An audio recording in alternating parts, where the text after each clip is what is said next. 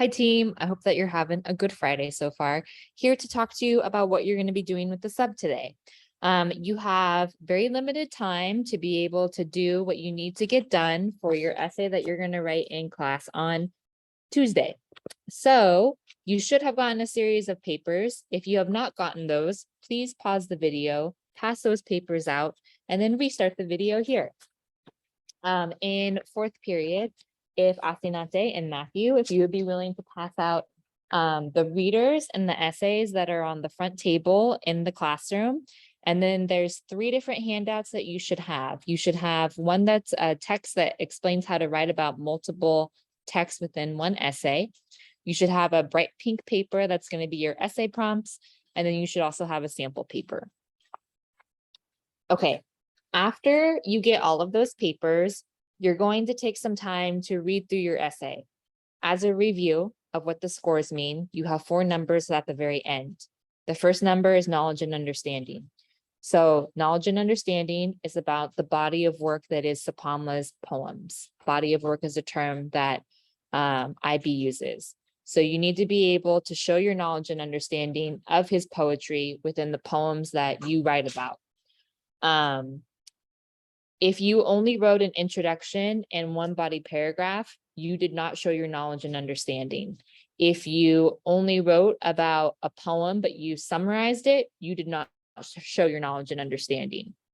For the second number in those series of 4 numbers, it's going to be analysis and evaluation. So that's all of your answering the question pieces and then also breaking down the language. So if you didn't talk about anything authorial purpose involved and you didn't explain or connect details of the poem back to the context that Sapamla was writing in, then you probably didn't do very well for analysis and evaluation. The third number is focus and development. So if you did not do well for knowledge and understanding or analysis and evaluation, then you probably did not develop an argument at all, and you're not going to do well for your organization and focus. The last one is language, which y'all did pretty well on. It's just like how formal you are, how descriptive you are, how accurate you are in the way that you write about the text.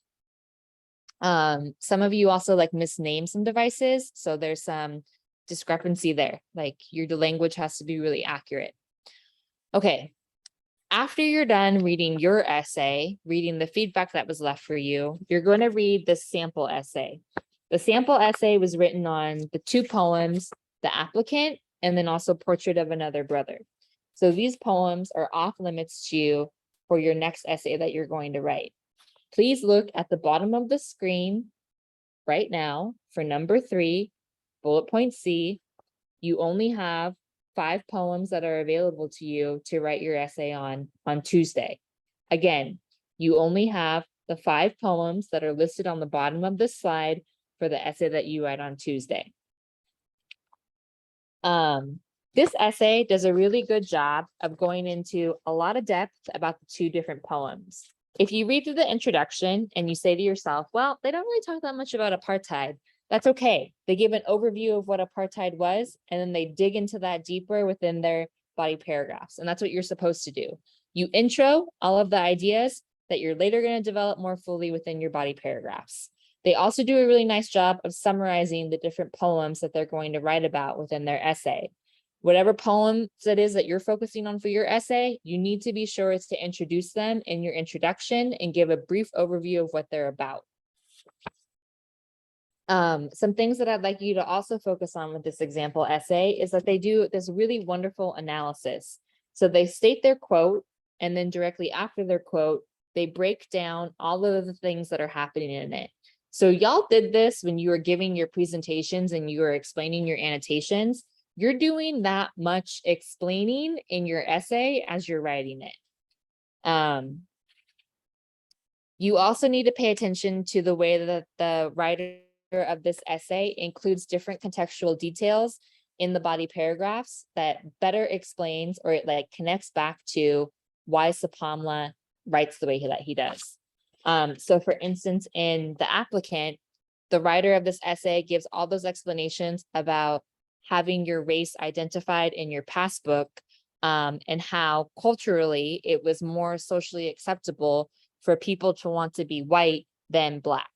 And then that's developed later in that paragraph that follows, or sorry, in that same paragraph about how this applicant, as he's speaking, it's surprising that he wants to apply to be considered Black and not mixed on his passbook, because that went against the cultural norm at the time. Also pay attention to how the writer talks about Sapamla. So the writer does a good job of explaining that the speaker and the applicant is different than Sapamla. Sapamla creates this idea of the speaker, this mixed man applying for a passbook to have his race changed for the applicant. Versus in Portrait of Another Brother, that's Sapamla talking through his own issues that he has going on, with the way that like race has influenced the way that he sees people within South African society.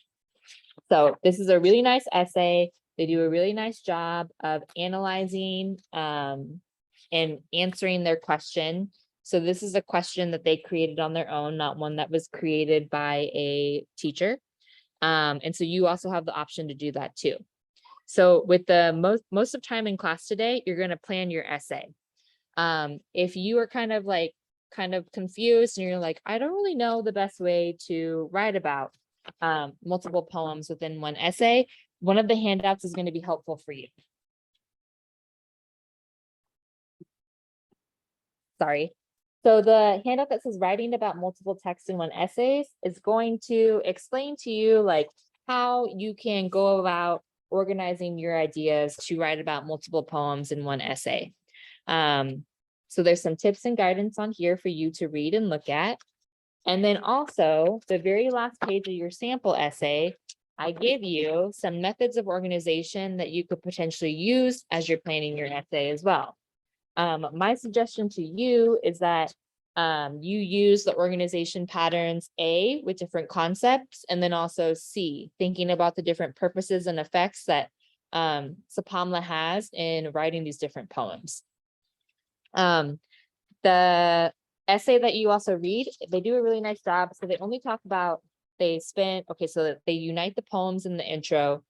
They talk about one poem in one paragraph, one poem in the second paragraph, and then their conclusion nicely brings those poems back together to explain like how they kind of work together to convey Sapamla's overall purpose of like addressing racial identity within apartheid South Africa. All right, so the things that you're going to be doing today is you're going to be looking at the essay prompts that are on that pink sheet of paper. The prompts are the exact same as the prompts that you've had before. So you've already had experience of answering these questions.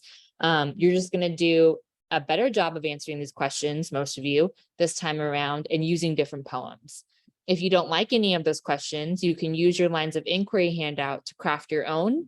But I suggest using the feedback that you have already on your essay that you've received back today to maybe tackle the same question again, but use different poems and do a better job of explaining the context and the purpose for why Sapamla writes the way that he does.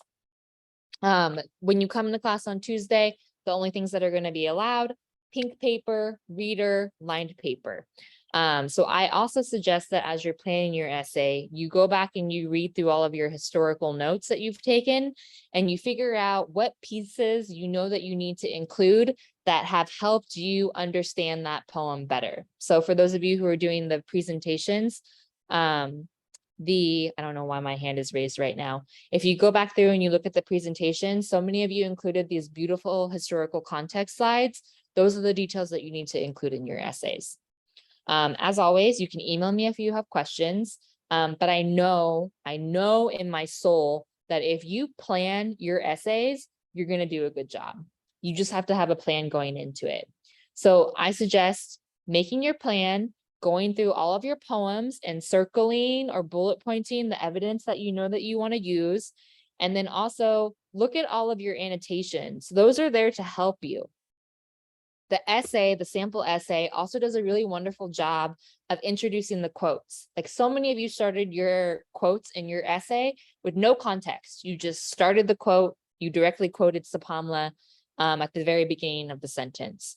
All of the details that you include in your annotations, those can be used to introduce your quote. So for example, you should be reading through your poem, and let's use I Remember Sharpeville as the example. You might say like, oh, I want to talk about how he uses this like honoring of the people who died during the Sharpeville massacre to bring people together to feel united and also hopeful after something so terrible happened.